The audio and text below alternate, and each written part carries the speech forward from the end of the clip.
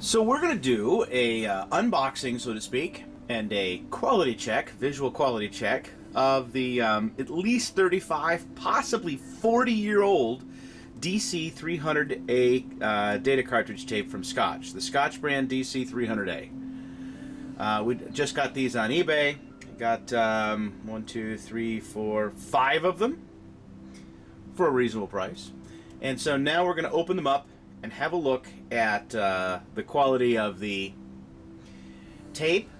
In other words, how well the tape has fared over the years. Is there sticky shed syndrome or any signs of that? As well as the ever-decaying tension band, or drive belt as it's sometimes called. So let's have a look here at this. So we'll just zoom out here. And we are ready for the unboxing. Here's the others. So, opening for the first time ever since its manufacture in the late 70s or early 80s. There is no strip to pull, so we're just gonna struggle through it here. There we go. Cellophane off. Gently. There we go.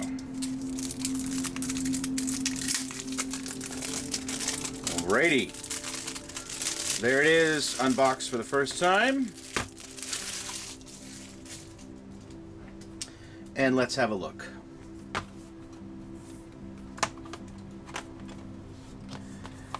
All right.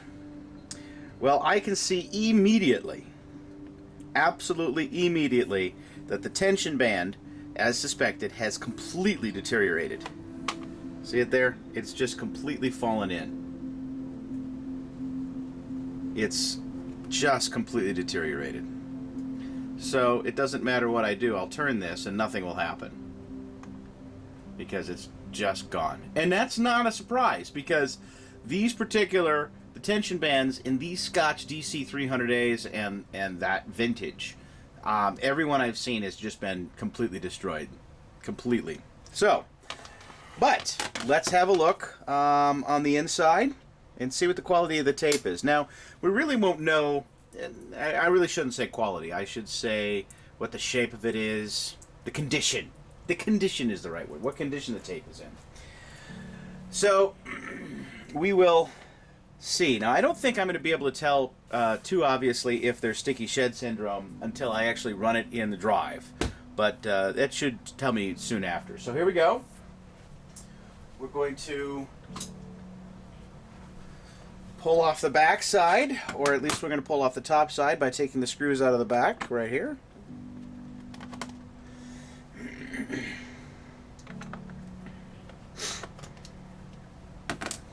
Alrighty, flip that over and pop that off. There we go. That is pretty much what I expected right there.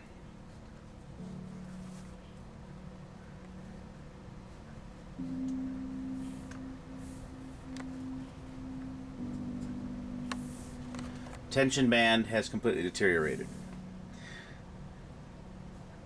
And, you know, these reels are unwound slightly just with the motion of shipping, I would imagine, and anything else over the years. Now, this is an interesting thing to see.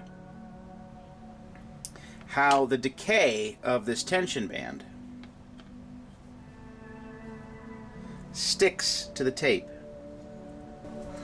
using a non-magnetic bamboo chopstick as a pointer. Have a look here. You see how the band sticks to the tape, and the breakdown of whatever chemical composition the band is made of adheres to the tape. And the bad part about this is it adheres to the data side of the tape. Now, this is a new, here's my air quotes, a new tape. It hasn't been used in 35 or 40 years, ever, right? Since it was manufactured by Scotch. So there's no data on it. The biggest danger, as you will see on my website at QICreader.com, that's QIC for quarter-inch cartridge, reader.com, you will see examples of where this actually destroys the surface area, adheres to, and maybe even pulls off some of the binder with the magnetic material on it, so that if the tape is not all the way wound back and it comes to rest somewhere in the middle where data is written, these areas then become almost unreadable. It's not impossible, because I've used so many advanced techniques to get the data off of these areas, but it becomes incredibly difficult. And usually on really old tapes that I'm reading, these are where the errors are if the tape has been stopped in the middle or near the end where there's data on other tracks, basically when it's not been rewound. When it's been rewound, usually this isn't a problem because there's no data at the beginning. Now, this tape is new, so it's been rewound, so it should not have any effect on the writable area of the tape. So this tape, in theory, should still be very usable. So, we are going to gently pull off this band right here, and I'll flatten this out so we can see it a little bit better.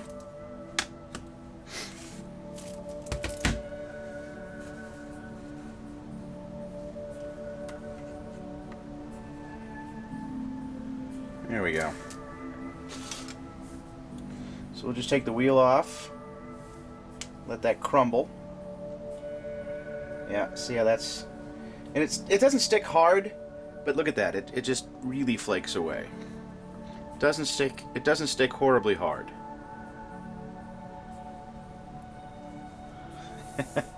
Wow. Yeah, that's some really old stuff. Let me get some tweezers here.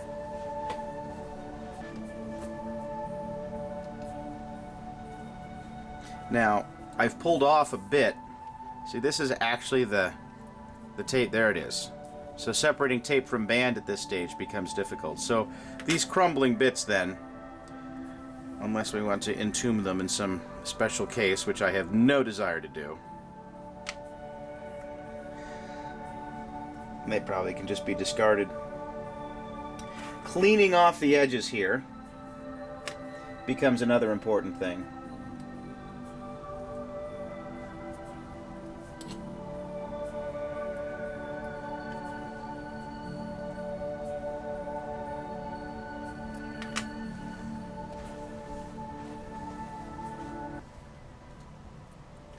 So right here, getting rid of, peeling that off right there.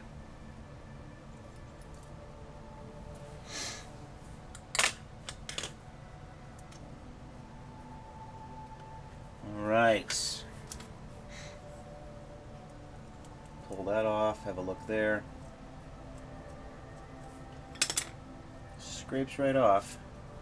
I wouldn't say it scrapes right off. It definitely leaves a residue. Absolutely leaves a residue.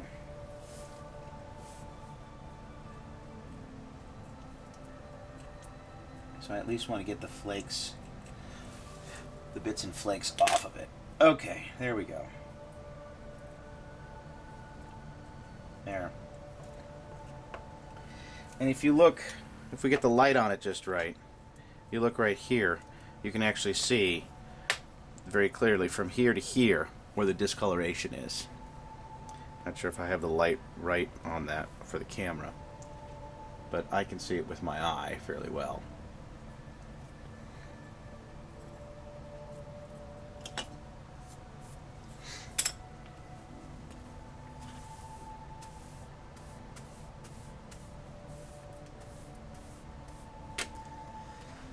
Alright, most of the bits from the band are discarded now.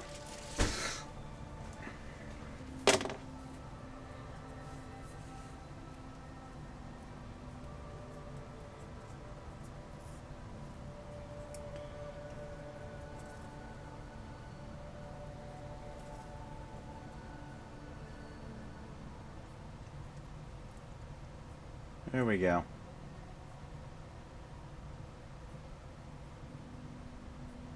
Yeah, it should become visible right there. Alright.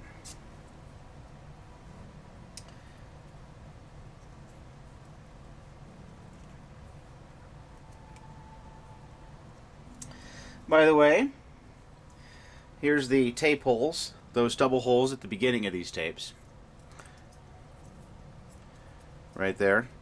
So I believe that these are what we would call the end of media holes, so that most tape drives that have sensors for these things know, hey, you should stop before you run the tape right off the reel, because otherwise, well, it's just a pain to pull apart and thread back through again.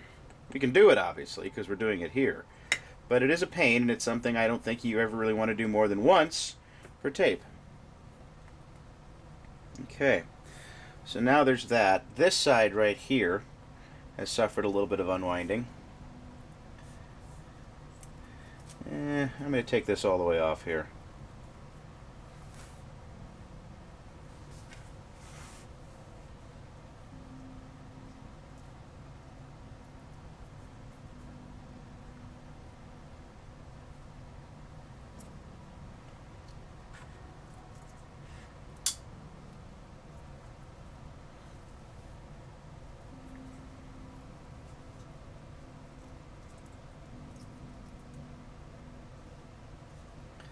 Alright, so now there's the other part. The wider part, because it was part of the large reel with most of the tape on it, and so it covered a larger area. It covered a larger area.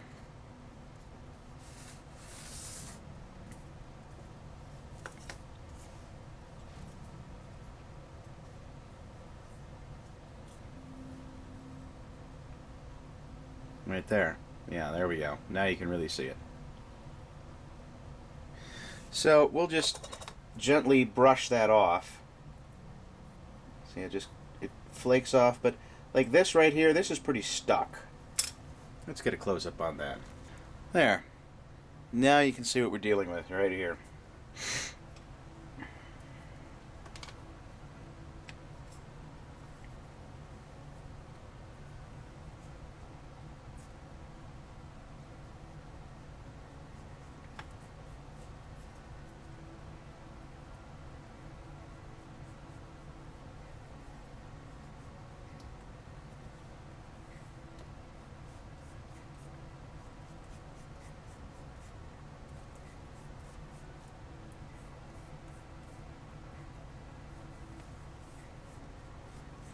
Okay, that's good. Now again, I am relieved that this is basically the beginning of the tape, the beginning of the media, and so we don't have any expectation that anything is going to be read here. So now we're basically going to gently wind the tape back up on the reels the way it's supposed to be after I clear off the flakes that have remained here, so I don't accidentally wind them back up again.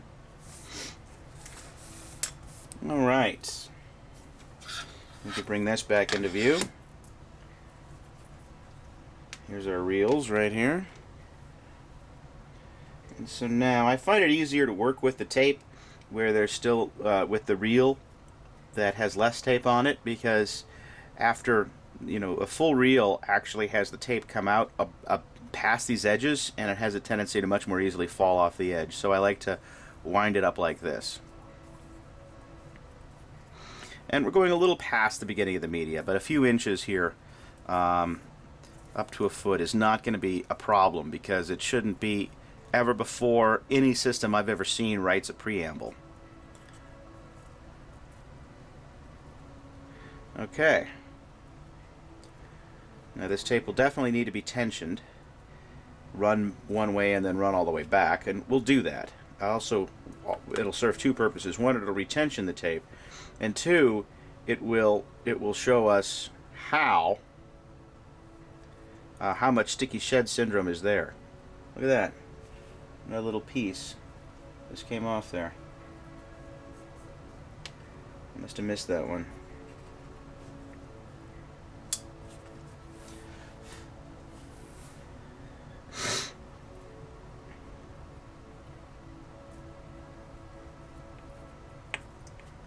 Alright. So that's threaded properly right about there. Good. Now, we should be in a position where we can put on a new tension band. Now, I have not found a good source for tension bands other than buying, oh gosh, which tape did I say? DC6150 tapes. Other than buying new old stock or even used DC6150 tapes that I don't care about, which is a shame because those are pretty rare. They're not as rare, but those are pretty vintage too. It could have some vintage stuff on it that one could read for certain. one even me. But DC6150 tapes seem to have a tension band, the 3M brand. The 3M brand, not other brands, but the 3M brand seemed to have a tension band that lasted the test of time and is still usually in very good shape today, unless it's been stored very poorly. So, I really have been just buying DC6150 tapes and then robbing the tension bands off of them. Now, I know I've heard some people say, well, just try a rubber band.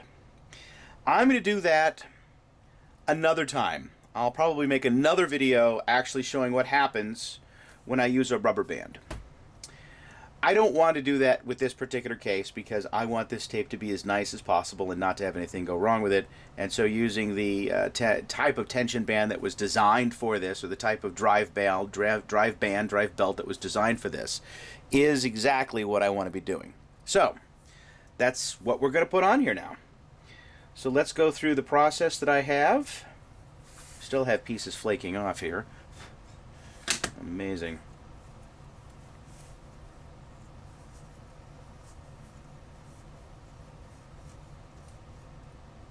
That should be good. Okay.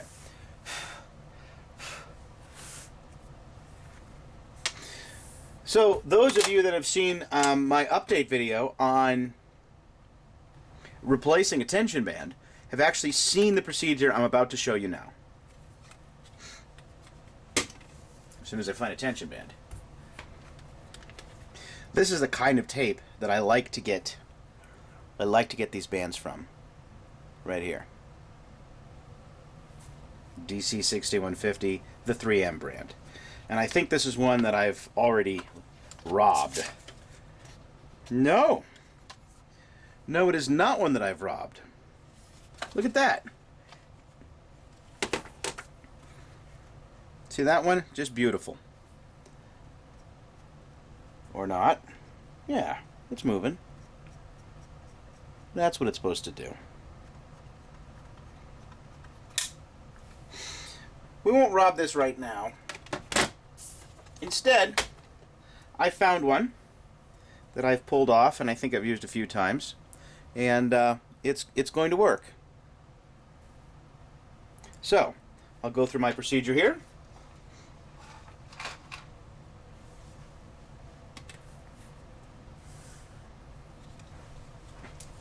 I like this tape better. Also, it's easier to see on the camera. This is just the regular, no pun intended, Scotch tape. It's made by the same company, but this is the sticky tape, not the magnetic tape. Well, I guess they're both Scotch tapes here. Isn't that nice? Okay. So then I put one here, and I put one here. So this is, in essence, clamping it to the table for stability. So now, there's this was punched out of a flat ring, and if you look at my site at QICreader.com, you will actually see a page where I show one of these flattened out. It was punched out of a flat ring of polyurethane, and it has just been rolled into a cylinder like that. And one side is shorter than the other because it used to be flat. So the side that's shorter than the other, I can feel when I pull it apart like this, and I can tell that it's the side, it's this side of it, and I like to have that side. See how that is rounded? The edge of that is dome-like rounded. I like to have the top part of that on the upside of the dome so that it creeps up the top and then stops right there. The edge of this actually keeps it from slipping off. Oh, look at that. We got some flakes there. Stuck. See that? Get rid of those flakes. Okay. Now I lost my position here. Alrighty. And there it is. Okay, so I'm going to start just by putting that on the way I want to. And then I'm going to hold this with my finger. We just put it in position right here. Now, I forgot a step. Shame on me, because it's been too long since I've done this. Relax that here a little bit. The step that I forgot was to actually steady these things. And I do that by simply taking a long piece of tape right here holding this one in position just like that, and then taking another long piece of tape, putting it flat on the sticky side up, taking yet another piece right here, putting it over right about there. And what this does is it creates a barrier so that this is sticky, but this is not so sticky. Because I really don't want to catch this edge here. I don't want to gum it up, even in the least. So that's a little bit long. We'll cut that off. There. Alright, so I put that here, and I just turn it to tighten this up, and then I stick this right here. So now these reels are held pretty much in position. Don't want that hanging over. Alright, now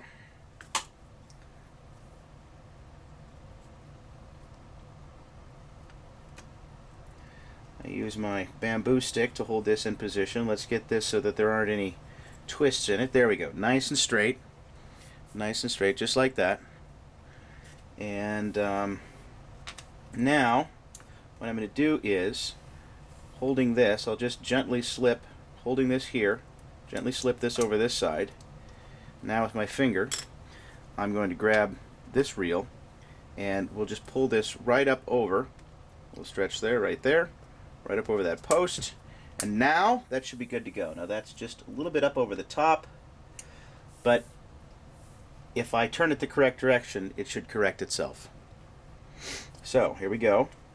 I'm going to release this.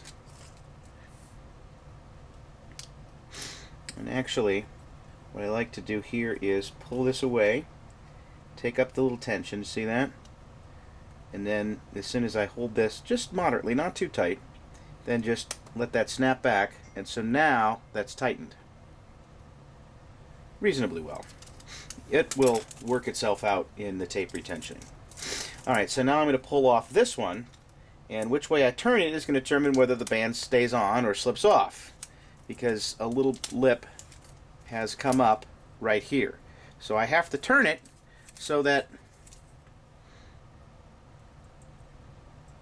it slips on. There we go. That's the right direction. Just like that. There we go. And now we have replaced the tension band. Isn't that cool? I think it's cool. So sometimes I'll do this. I think that works beautifully. The tension band is replaced. So now I simply pull the tape up from the bench here. And now these pieces have sacrificed their lives to hold this cartridge in position, for which I'm very glad to donate them to do, because, well, a wad of Scotch tape used up, that's really not that big of a deal. The sticky Scotch tape, that is. Okay. So now, let's put the case back on. That should be as simple as placing this back in place right here, snapping that on, like that, turning it over, and putting in the two screws. One there, and one there. And now, let's run it on a tape drive where we can see and observe if there's any sticky shed syndrome. We should know shortly, so stay tuned. Okay, we are now ready to check the tape to see if we have any sticky shed syndrome. What I'm going to do is I'm just going to pop it in my universal QIC reader here, and there's nothing to read because it's a blank tape. But we are going to basically run it to the end and then back to the beginning again, and that's going to do two things. One, it's going to retension the tape, but two, I'll be able to observe if it gets a little bit sticky along the way and stuck. And then I'm also going to look on the head on this device, because I have it nice and open, and observe to see if there's any telltale residue on the head from the binder coming off. So, here we go. We will turn our device on. We'll pop the tape in. That's normal. We'll do the initialization.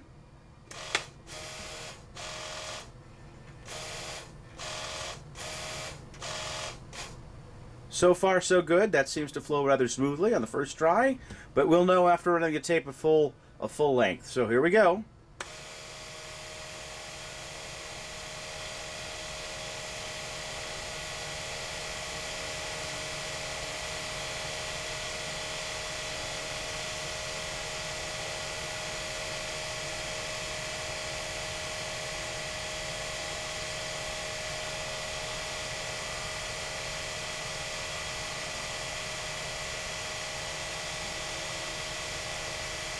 Watch at the end here. Coming up very soon. We'll see how smoothly it stops and repositions itself.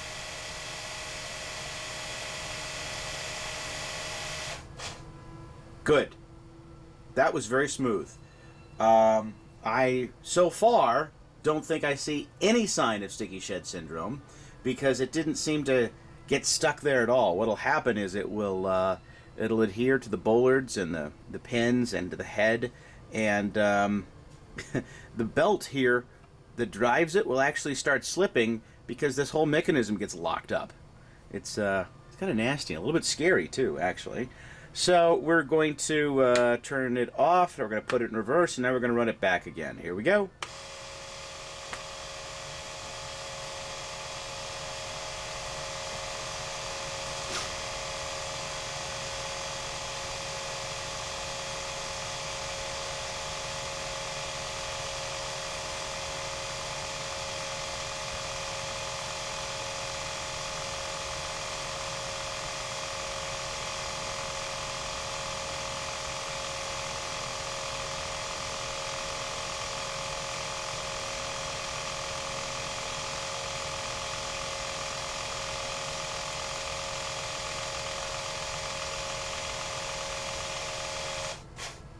I like that.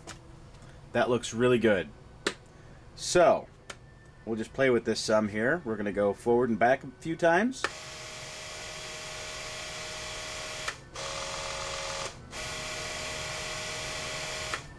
It seems to stop smoothly with no hesitation. Doesn't seem to get caught up at all. That's a really good sign. Let's go all the way back now.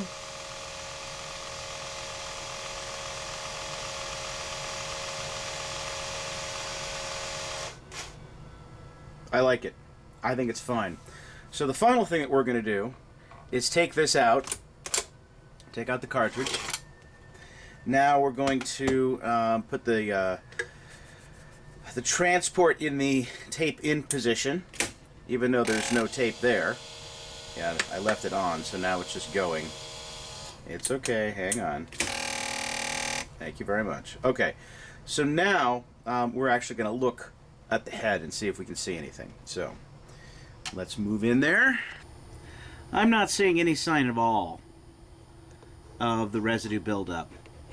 It would just look like you see the lines on the head there?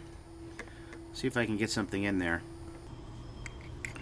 What I look for is buildup, like kind of a fuzzy residue, sticky residue along an edge like this, or along, you know, some of these edges right here. These are ridges that are supposed to be in the tape, but I don't see. That's an interesting effect. I guess that's a shadow. Yeah, that's a shadow. I don't see anything here. It looks pretty clean. So I would say that these tapes are not in need of baking before use, so which is a good sign, because you know, once you bake them, the only reason you want to bake them is to read them. And you wouldn't want to be using them over and over again, because after a few weeks or months, they start to get sticky again. If you want to learn more about that, you want to read about sticky shed syndrome. There's some links to it on my site, QICreader.com. Just click the tab that says tape baking. But I would say that these tapes are good, and I will be using them for testing with confidence. So, there it is, the nicely refurbished Scotch DC300A. Thanks for watching.